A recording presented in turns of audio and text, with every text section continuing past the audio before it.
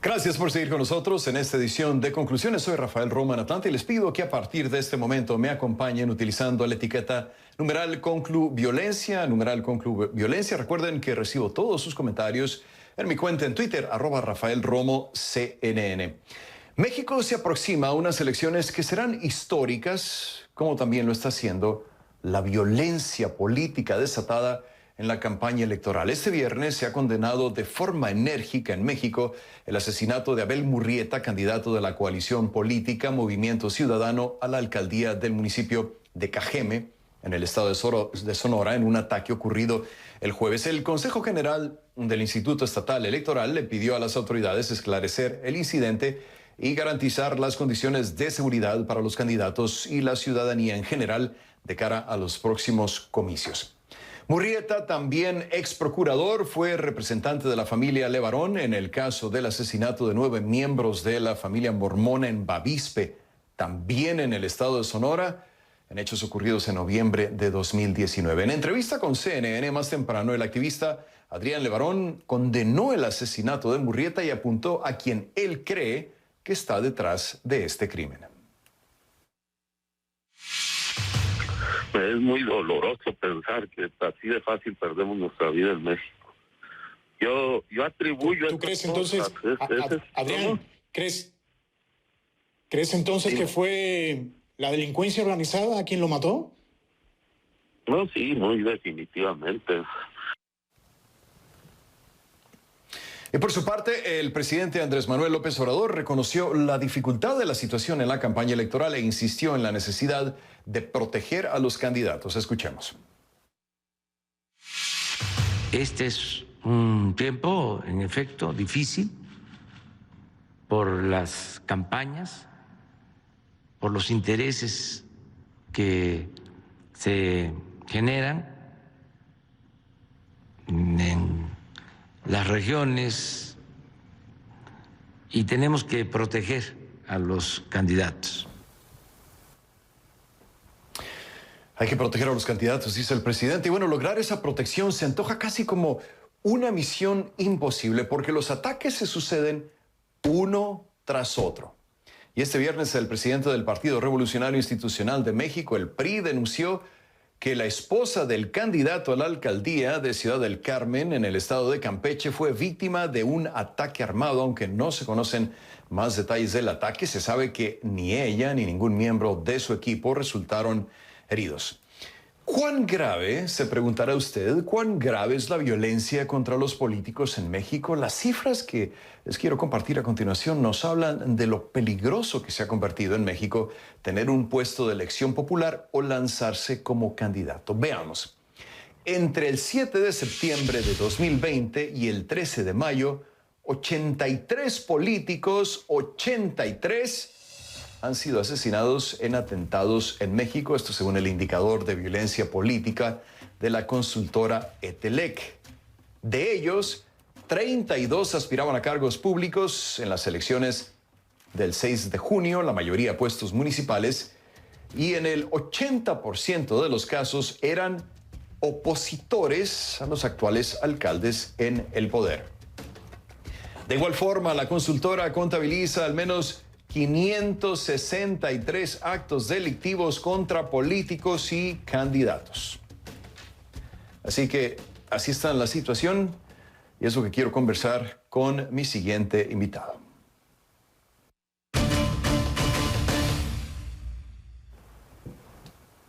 Bueno, quiero darle la bienvenida a Carlos Matienzo Zamora. Él es analista y consultor en temas de seguridad y riesgo político y nos acompaña en vivo desde la ciudad de Nueva York. Carlos, gracias por estar con nosotros para hablar sobre un tema que esta semana definitivamente ha dado mucho de qué hablar por las circunstancias, por cómo se han dado las cosas. Y para empezar, quiero preguntarte, además de darte la bienvenida, sobre estas cifras espeluznantes. Ya lo decía hace un momento, 83 políticos asesinados desde septiembre. ¿Se puede hablar de algún tipo de garantías para quienes quieren participar en este proceso del 6 de junio? Bienvenido, te escucho, adelante. Hola, muy buenas noches. Así es, son cifras muy alarmantes. Diferentes consultoras hemos hecho el esfuerzo de contabilizar el tamaño, la magnitud de la violencia afectando al proceso electoral en México. Y todas llegamos a la conclusión de que se cuentan por decenas los muertos que desafortunadamente han sucedido durante el proceso electoral, personas que van desde candidatos, aspirantes, pero también sus familiares, militantes, dirigentes de partidos. Realmente es una problemática grande que venimos arrastrando desde que inició la guerra contra las drogas en México y en principio tendrían que evitarse, ¿no? No es normal que en un país como México, una democracia más o menos funcional, esto siga ocurriendo. Mientras esto siga ocurriendo, simple y sencillamente nuestra democracia no logrará consolidarse. Y por hablar del caso de ayer del candidato de Movimiento Ciudadano en el estado de Sonora, era un caso que desde mi punto de vista pudo evitarse. Sucedió en Cajeme, una de las 15 ciudades más peligrosas de México, en Sonora, uno de los 6 estados más peligrosos de México. Era un exfuncionario público de las áreas de seguridad y justicia del estado y protegía a una familia que, como bien lo mencionaban en la nota, ha sido afectada. Tan solo en 2019, niños, mujeres de esta comunidad mormona fueron asesinados. Digamos, era el caso perfecto de riesgo, de un candidato en riesgo, y sin embargo las autoridades, tanto estatales como federales, como su asesinato lo demuestra, no hicieron lo suficiente. Estamos hablando de decenas de muertos en un país como México, candidatos, aspirantes, familiares, militantes, que desafortunadamente cosas que se deberían de decidir en las urnas, que es la representación de los mexicanos, se están decidiendo a través de las balas, a través de la sangre, y eso simplemente no se debe permitir en una democracia como la mexicana, en un país como México. Es algo inadmisible y es algo que el gobierno debería estar, se debió haber preparado más, y ante la circunstancia que estamos viviendo debería demostrar una reacción mucho más enérgica. Sí. Carlos, hay un refrán que se viene utilizando mucho, sobre todo en los últimos años, y te lo digo no solamente como periodista, sino también como mexicano. Es muy fácil echarle la culpa al crimen organizado en un país tan desorganizado, pero ¿hay algún tipo de indicador, ustedes que han estudiado el tema, que han estado detrás de esto, para saber quién está detrás de esto? ¿Es realmente el crimen organizado? ¿Es la misma clase política tratando de ganar curules en el poder? ¿Qué es lo que dicen los estudios de tu organización, Carlos?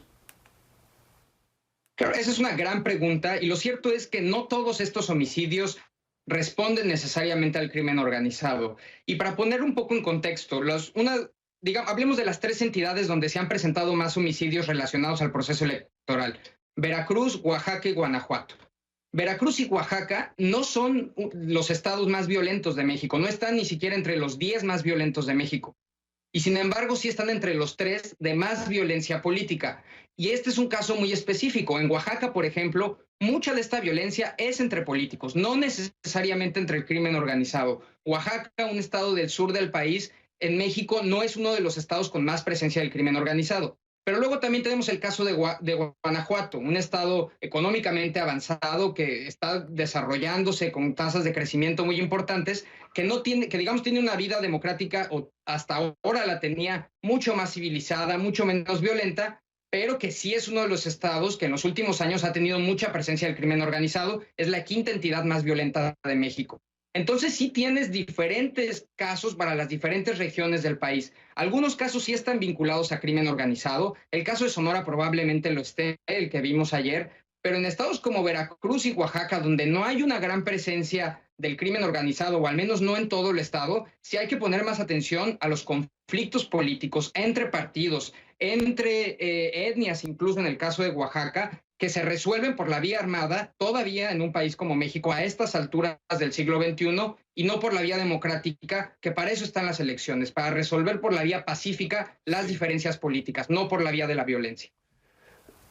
Y a eso se le añade una presencia muy débil del Estado en algunos de esos sectores. Carlos, tengo que marcar una pausa, pero quiero pedirte que te quedes, porque al regresar quiero preguntarte quizá lo que está en la mente de todos los mexicanos, y es que ¿en manos de quién está el poder? ¿Está realmente en manos del electorado o ya no podemos hablar de eso? ¿Está en manos de grupos oscuros? ¿En manos de quién está el poder? Te lo quiero preguntar al regresar de la pausa. Nos acompaña Carlos Matienzo Zamora. Él es analista y consultor en temas de seguridad y riesgo político.